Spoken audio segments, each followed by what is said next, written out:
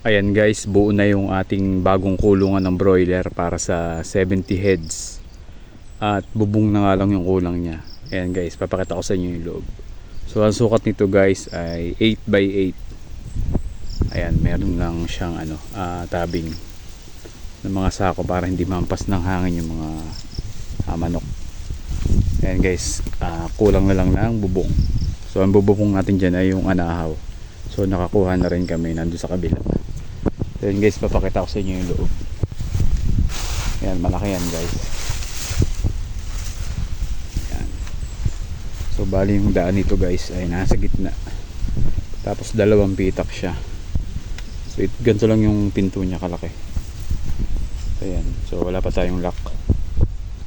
Bibili pa tayo ng padlock. So ito yung loob niya guys. Ayan.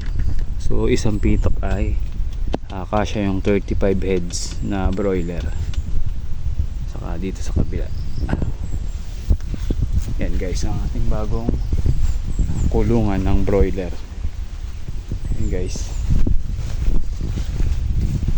At ito nga yung ililipat natin dun sa bago nating kulungan guys. So ito yung unang batch na 30. So ito magto 2 weeks na to bukas. At abot ito sa Pasko. So yung isang 30 heads na sisiw ay pang New Year naman. Ayan guys. So yung bagong bili naming 30 heads ay nasa bayan pa. Ayan guys. Pwede na yung ilipat doon sa ating bagong kulungan. So, at ito naman yung ating mga kinuhang anahaw. Ayan yung ibububong natin sa ating bagong kulungan.